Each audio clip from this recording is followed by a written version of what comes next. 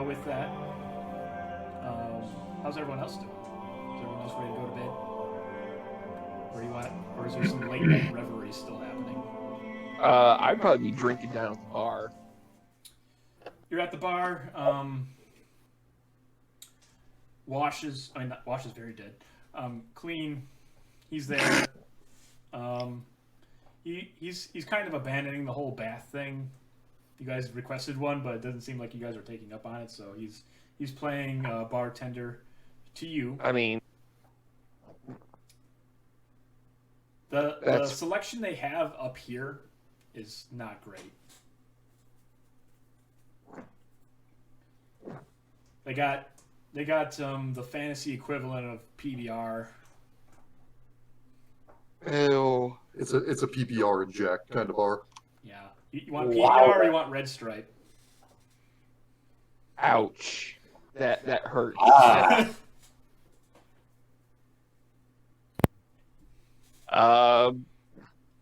I just every time I get a drink, I'll make sure that Wash at least has something to drink with as well. Get the Goblin drunk. He seems quite, for a goblin, he's pretty much in control of himself. And I don't know if it's because of the higher ups that will impose great discipline upon him if he is found with booze in his system, but he does decline your offer. Big Devil, tuck him in. For good. I don't want to get tucked. I drink when I'm off the clock. Yeah, Big Dev scares me. That's okay. There's more for you. And as you say, like, Big Deb scares me, just a door just slams open, and there she is in all her glory. A little bit sweaty, maybe a bruise here or there, but she just stomps in, sees you at the bar having a drink with the goblin. It's like, bedtime soon. Gives you a wink and starts heading upstairs to go to the other inn folk. I'm beginning to think that Big Deb started this inn as a way of satisfying her tucking people in fetish. You're not half. You're about halfway there. Hey, sleep well, sleep tight, don't let the bed bugs bite.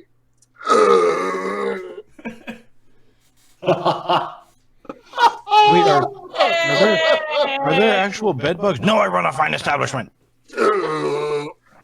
In terms of weird fetishes, that's fairly benign. It's a very particular fetish, though. Extremely specific. It may not be a sexual thing, but it may have some ties to her and her life. It's a nurturing instinct. I mean, You can definitely tell just by looking at her, there's more of a motherly instinct at play here than a sexual one. But that's up to you to decide. Don't yuck her young. So, I am sorry. I am sorry. can I get everyone in this inn, or what else are we doing? We're still at the yes. Blessed Grape. Okay, so we're gonna cut back to Caleidah after that bout. You guys are standing in front of the Blessed Grapes, and whew, place is expensive just by looking at it. Just gold trim like vines seem to be lovingly carved out of wood, like they're made to look like grapevines, but they're clearly have been carved into the wood. There's been no short of work put into the sign or the make of this place. It is a nice bar, probably the nicest you've ever seen. And as you open the door into the place, you can tell just because the door opens without a squeak, which is also a first for you guys. And it looked bigger on the outside. It's actually kind of like really small and cozy and probably could seat no more than 8. And there's one person being served here at the bar, these very plush seats, and a very dolled up looking dwarven man who's got his beard and his hair all just tied back in a professional knot and just exquisite bartender clothes on, and he seems to be just having a very professional, or be it highly paid, conversation with this individual about their day. And he seems to just be really sympathetic towards the woes of this rich person and their blues. As we're walking in, I kind of side to Caleidah. We do remember what he looks like, right? Yeah, this isn't him. Okay. Always concerned, people in fancy dresses tend to look the same. I open my mouth to speak, and then I hesitate, and I go, yeah, that's fair. If you guys want, you can have a look, have a seat. Yep, I Interact. imagine if it sits 8, I imagine there's probably like 3 bar stools and a table. Yes, that's pretty much the idea. And then is there like a snooker table or darts or some other gentleman's leisure? From what you can tell, there appears to be some sort of ball and pin arrangement in a corner. Bobber pool. No, it seems to be more like a throwing of a fist-sized ball at stick-based objects down a very small, modest lane. Oh shit. Oh, we found the bowling alley. We found the bowling alley. Yeah. It appears to be a fairly tucked away bowling alley. It appears to be just a halfling just on hand whenever one would desire to have a go at it.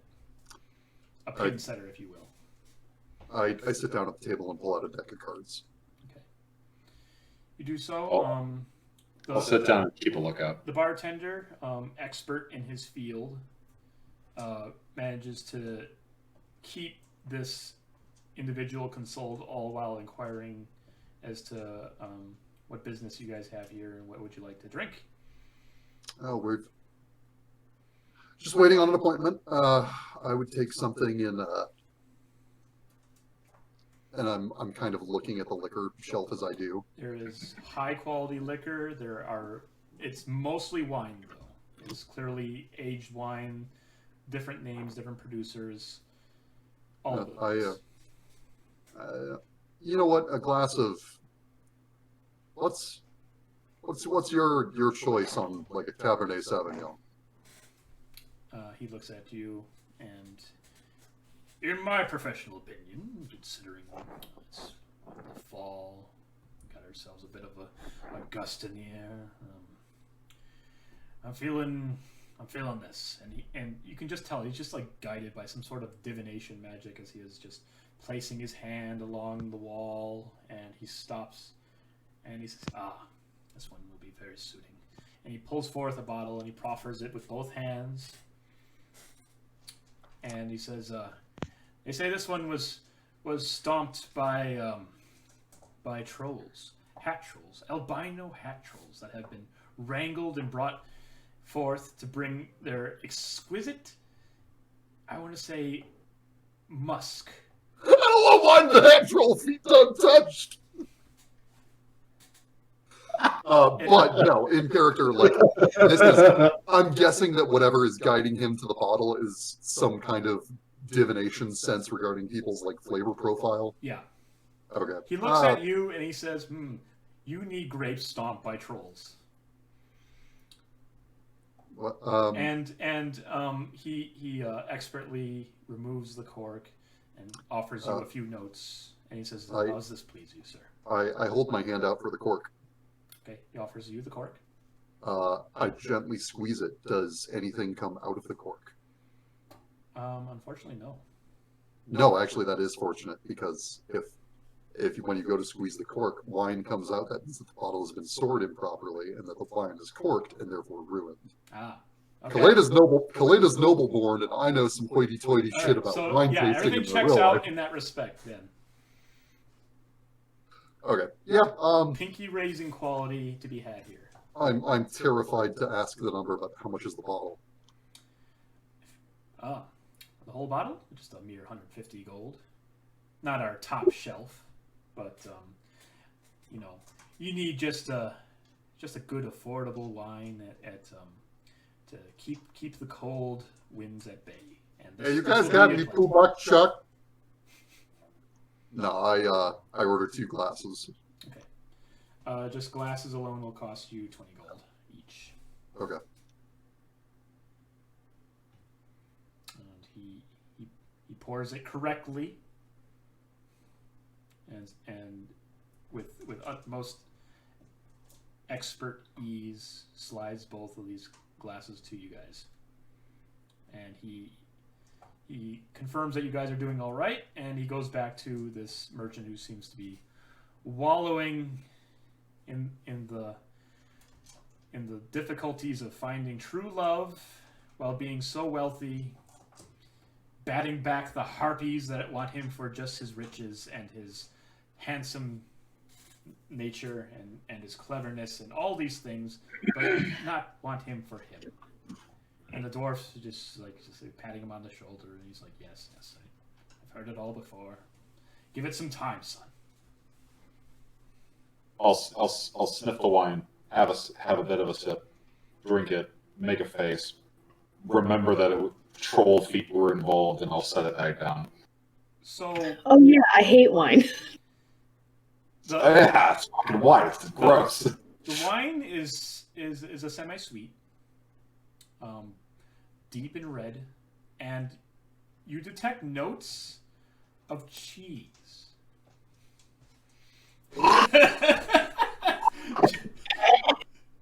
Oh, I hate it. You're like, Oh, is that a bit of a hazelnut? It's like, oh, that's nutty. At the same And then time, there's just it some does sound, brie that just drifts in, it does sound interesting, and it's a wine that I would definitely taste. and it's like, why not have cheese with your wine? It's just a bit of a just a happy troll on the label. Just hope to hell it was just their feet involved. He didn't say any smeg was involved. Just God. yeah, that's the 500 gold bottle if you want that kind of pressing. Jeez. Oh, don't like that. And just gonna give it a minute and see how quickly Calic shows up, or if he does.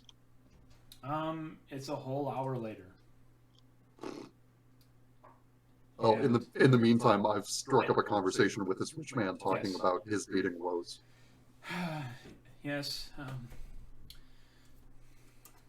Her name was Bethany. She was a sweet gal. Lowborn, but it feels like she lived better than any of the harlots I had to dandy on my lap. He is trying to find some common ground with you. He's like, you know what it's like when you're trying to put on your best honest face, and they just look at you and just see dollars, just see gold pieces. You can't be yourself. No, there's times that you have to weigh how much of yourself you show to someone when you are first dealing with them, and then there's times that you have to just take the chance and lay it all out there. And with this, it's with this Bethany, I think that you could afford to really show her who you are. Yes. Because Perhaps if I were to shower her in riches beyond her comprehension, maybe. No. Shower her with your time. Shower her with your affection. Whenever I give her time, she holds out a hand, and she is not looking for my hand, but my wallet. When you go to see Bethany, do you have to stop and talk to a woman that may say that she's Bethany's mother or her aunt before you're allowed up to see Bethany? No. I don't believe I've met any of her family. Of being of her class, we tend to meet in secret, actually. And I'd lean in conspiratorially. he's looking around like, okay, what are we doing? Is Bethany your mistress? Oh, with me. He's just looking around, just like, oh, he pulls out a kerchief and just, oh. If I could choose, I would have chosen anyone, really. She's just such, the freckles. The Dr. Phil voice almost just boiled out of me. And he's like, oh, well, just look at the time. I best be going. And he proffers a cane with a golden handle, and he says, like, Now, the last piece of advice that I can send you with is just be true to who you are, and let her be true to who she is, and if it's meant to be, it'll be. Okay. He pauses as he's donning his cloak, and he says, like, I think well on that. Thank you. I don't believe I've had your name, sir. I thought I knew everyone here in the Heights. Who do you go by? I go by Caleidah. Ah, Caleidah. Are you a guild man as well? Do you run the hunters or the crafts, or are you one of Calic's men? Well, I am here on Calic's request, but no, we're not his men. We're here to talk with him. Ah, business. Well, normally he accepts people at his manor. I've been there myself, although the arrangement is a bit strange at times, and I've even injured myself trying to make my way through his home. He still cooks a great meal, and his wife, his wife is. And he kind of just thinks for a moment. He's like, I don't remember his wife, huh? And he's like, by all means, head there. If you are invited, because it is quite an experience. Well, I find that, especially the first time you talk business, it's better to meet on neutral ground. It doesn't give anyone any hand over the other. Oh, by all means, you definitely feel like he's got the advantage on you there. And he kind of looks at his palm for a moment, and then hides his hand. If you want, you can make a perception check to catch it.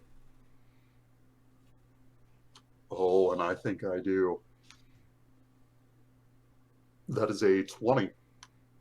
You see what appears to be a small scar. It appears to be like a slash wound across his hand.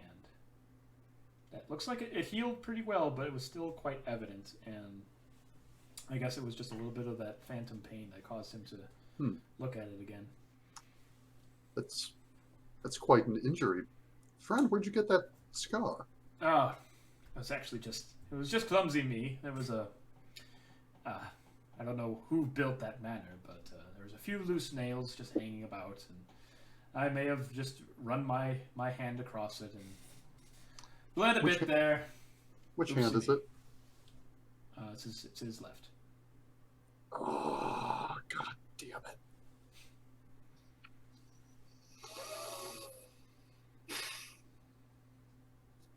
Well, like I said, with you and your Bethany, you go care for her, and if she cares for you, everything will turn out all right. He dons his hat and salutes to you with his cane, and he says, like, very good. I don't believe I got your name, friend. Oh, my name?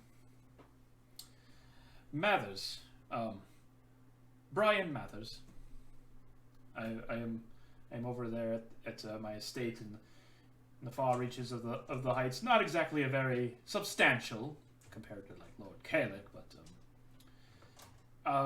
yes, I actually am part of the smithing guild. I have a hand in the leatherworking things. Although I don't personally have any experience in leatherworking, I've managed to acquire it because I hear it's a pretty good. It's a thing that never runs out of need. So That's true. if you ever find yourself in need of leatherworks, I'm fairly certain that my people here do very fine work. I'll be sure to look into it. Brian, you have a wonderful evening. All right. And he nods to you, and he makes his way outside. And as soon as the door like swings shut, you just hear this exasperated breath come out of the dwarf. It's like, oh, shut. 5 hours of that. And he laughs with you guys. And he's like, oh, he pays well, but I question if it's worth it at this rate. But thank you for taking on that weight for me. One person can only take so much of that at a time, Well, I'm getting paid more than any other tavern in the lower area, but they don't have to work as hard, in my opinion. If anything, I'm on their level. Right. I won't be expecting Lord Caleidah to coming by. He tends to be pretty on point when it comes to visitors at his manor and not much anywhere else, unless it's of dire importance. I imagine this is about the time that Caleidah walks in. You'd think so. And you're right. Hey! like right when he's like looking he's like the dwarf is just like so I got about another hour yet before I'll be closing up. I don't think I'll be getting any business. And he looks like he's getting ready to fold up the bar when the door swings open and a very familiar, richly clad individual comes strolling in. And he, without a word, he just makes his way towards the tavern. And he says, give me a glass of the silver. Top shelf. Yes. The usual then. And he says, the dwarf's like, will that be on your tab? He's like, no. Yeah, just put it on there. He says, very good, sir. Would you like to? No, I don't. Just, this will be quick. And a glass is poured and brought to him. He holds it, takes a sip, looks at it a little disappointed, slides it, turns over and looks at Ramanas and Caleidah and says, so my fine meals was not up to your standard, but this dusty little tavern is. I see. No, it's that is not the case, and we do deeply appreciate your offer for dinner, and the dogs will be eating well tonight then. Well, Lord Caleidah, I just see to my men, and it is important that we eat together, we bunk together. It's a matter of unity. It's not a question of whether your food is acceptable or not. It's about our traditions, and I apologize that. Oh, by no means, no apologize is necessary. I do feel it was a bit bold of me to send a request as soon as you made your way through the gate. Well, I wasn't quite sure you were going to make it through the gate, honestly, but that's quite all right. I mean, we can skip the pleasantries and get right down to business if that is indeed why you're here. Absolutely, I'm interested in seeing what you have to offer us, and I may have some questions for you regarding what's going to happen in the days to come. Well, you guys all seem to be a quite capable lot. It's no mystery to me that I've heard you gone down to Briarbrook and slain the demon there. Quite a powerful beast from what I've heard. He was painful. Ramanas calls back to the thing, picking him up and eviscerating him. The only person who he did so to. It's Fuck around and find out. it's a challenge, but as you know, Lord Caleidah, once you've picked a line of work and put your life to it, there are pains and there are struggles that come with it, no matter what you do. Well, this we have in accord.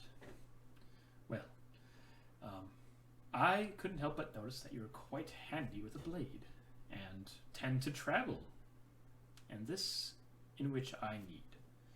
And he opens up a map and just peeks it open about halfway, and he says, now it's come to my attention you've been on your way to perhaps Riopia. And he looks at you quizzically. We certainly have plans for travel, yes. Oh, good. And just a smile creeps across his face. He's like, very good. Well, I have some lines of work in that direction that if could interest you, quite up your alley. If you're interested, it's right along the way. Won't cause you much trouble. And what would that work be? It was actually considered the work of mere guardsmen or the military. There is a raiding party of orcs and goblins that have been hassling tradesfolk like myself, commoners, mainly people with riches. From what I hear, they are barbaric in nature, and their leader, known only as the captain, is running that band, and I need him silenced immediately. The band would probably disband with his killing, but Murder? he is not to be negotiated with. He is not to be talked to. He is meant to be killed outright. He is a bandit and a ruffian, and he is killing my business and whoever he finds on the road, really, from what I've heard. And I need him dealt with. I have an orc that we could use. I think that's... If you want, you can make an insight check on him. Yeah, I was going to continue to... Before the insight, well, if it's work for guards or for soldiers, then why do you need a group of highly specialized, well-equipped, likely to be considerably more expensive than your standard mercenaries or soldiers? Why are we necessary for this? Well, for one thing, I know you can get results. You managed to kill the demon before the military could even get out of their beds. Not only that, but I know that you will get the job done, and done quickly, with your past work. Also, the military has been relatively stretched thin. A lot of the boys have been displaced, considering they've been more or less blue-balled by your efforts. They wanted to bring steel to the enemy and were more or less not given that opportunity, and have a lot of steam to vent.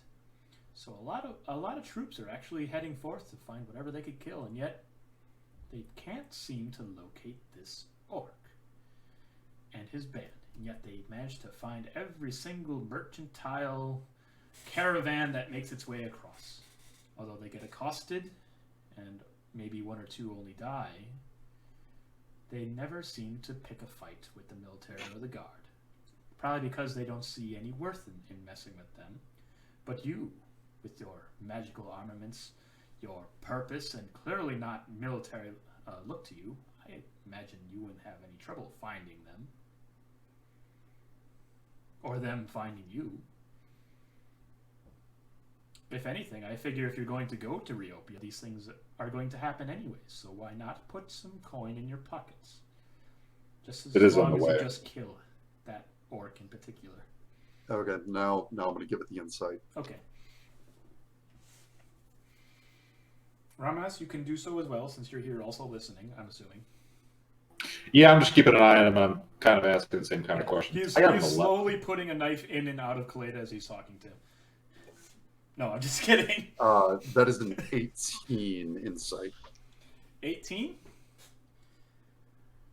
He does this shit for a living, but that roll is still pretty good. And you know he's pretty much on the level with this orc that seems to be kind of true. And the fact that he's accosting his merchants, that also seems to check out. But something seems to linger on the fact that he used the word silenced and not wanting to negotiate with this orc in particular. You're not quite sure how far that rabbit hole goes, but you feel like there's a secondary reason behind why he wants this orc dead. You know, Lord Calic, we've as well. We've been waiting for you here. We've been talking to a gentleman by the name of Brian Mathers. Oh yes, what is it? Is it the Craft Guild? With the Smiths Guild. Ah, yeah, yes. A poultry man. Here he's got some sort of lover's quarrel. It's quite adorable, if you ask me. He doesn't know business. No, he just went on and on about the architecture in your home. I wish that the situation had been different. Perhaps the next time we pass through the city, we will come to your home, but I think it simply wasn't in the cards. But he said he injured his hand when he was there. Mm-hmm. Yes, I believe I had him over with a few other members of various guilds for just a peacekeeping and just a simple manner of just checking up on all the other guilds, making sure everyone's in line. Of course, I was hosting because my manner is the most exquisite, and the bumbling oaf may have traced a hand against an errant nail. Happens to all of us, really. I did make sure that bit of hardware was remedied in the future. There was some very specific wording choice in there. Yeah. Of keeping people in line. Can I get another insight roll on that? Yeah. Like, Yeah, I'm just watching it, very confused by what he's saying and not saying. Can I do the same? yeah. Skydd, Havik, and Hixa, I'm sorry for the political intrigue that's happening right now. That's fine. We will hopefully get you guys to bed. Oh shit! Pish. Here we go. Pish posh, no Let's worries. fucking go. I was about to say I got an 18, but you're fucking all right. That makes a 25 insight total. All right. The game is afoot. All right. Look, I grew up in the court. I'm listening to Yes. political intrigue, and this is my fucking wheelhouse. Your ears perk as certain keywords and underlying tones just betray this man's intentions. He attempts to disguise it with flowery words, but you know damn well that he's clearly got an upper hand on the other guilds. You're not quite sure by what means, but he has some form of just superiority to them. And this bringing of other guilds to his home, not so much was peacekeeping, was actually just more of just asserting his dominance. As we're talking, But you also gather that he's on a level when he was talking about that nail that right? he definitely hurt himself on something. Are his hands bare? Nope, they are gloved.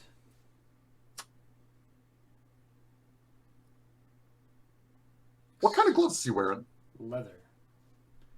I'm guessing like really fine leather gloves. Yes. Exquisite. All right. I almost certainly have a pair of just incredibly beat to shit like riding gloves. And as we're talking, I take a second and I look at his gloves and I go, you know, Lord Calic, those are beautiful gloves. I've been, this whole conversation, I am like leaning into the courtly behavior. I am doing everything I can to recall that part of my life. Yeah. Those gloves are just a work of art. And I toss my riding gloves on the table. I've been meaning to replace. Would you mind? Could I see your gloves? He looks at you very suspiciously. Like he's trying to figure out what kind of game you're playing right now. And he's like, I guess by all means. If Lord Calic, if you've got a good glover and I like the work of these gloves, I could absolutely spend some money. As the head of the Merchants Guild, I could have that arranged with ease. Well, would you mind? Could I please see your gloves? Yeah, I'd like to look at the I'd like to look at the Top stitching of the if you line, don't mind. and he removes the 2 gloves and proffers them to you. Holds them to me in which hand? His right. Well, I am actually going to look over these gloves. I got flip them inside out, and I look at the And he's stitching. got 6 fingers. That bastard.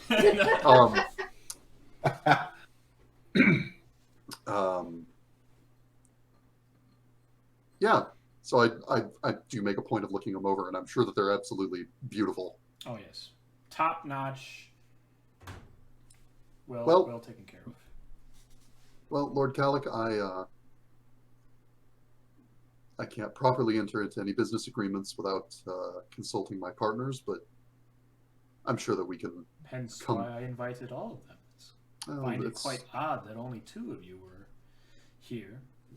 With the kind of few days we've had, the rest of our group stayed behind to rest. Oh yes. It's been a rough few days. I'm sure it has. So. And I hold my right hand out to him to shake on the. I'll be certain to discuss all of the terms that you've given us with my compatriots. And I hold my right hand out to him. He offers his left, and you guys have a brief shake on the matter. So I hold my right hand out, and he holds out his left. Yes. Oh wait, no, he holds out his right as well. Okay. And as we're shaking, and I have his right hand occupied, I hold his gloves out to him. He finishes shaking your hand. And then he reaches with his right to grab. No, I'm really going in there. I'm really shaking. You just start shaking your head. I'm like, no. I appreciate his time. It's Lord Calic. Really, He reaches out with his left, like quickly, and just snatches them from you. Can I watch his hand, since I'm kind of getting the gist that something's up with the hands? And I am also watching his left hand. Is there a scar on his palm? No, there is not. Is there a scar on the back of his hand? No, his left hand is devoid of harm. Okay, I like the road you're going down, but there is no payoff. God damn you! So you play keep away with his gloves for a moment for nothing. Okay, no, as soon as I get even a decent look at his hand, I get the gloves back. Okay, and he looks at you calculatingly, just slowly, just trying to figure you out. And he says, well, think good on my proposal. If you agree completely, I can have the paperwork written up, and I can reward you 5,000 gold if you can confirm me the kill of this captain. And I would be more than happy to offer you further line of work as my under-the-table squad of, individuals that can do things that no guard or military man could handle. As I said, as my father always used to say, we'll bring it before the advisors and see what turns up. Okay. Well, if you come to some sort of agreement over the night, just send a messenger. Just click your heels 3 times. Okay. And with that, he slips out of his chair, and he departs. When he stands up, I'll stand up with him, and I'll hold out my left hand, and say, "It was nice to meet you." He nods at you and walks off.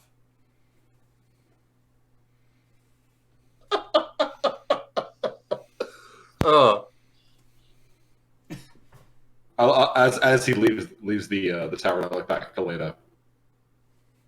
He's not subtle with that one. Not very. No. We better get back to the inn. Yeah.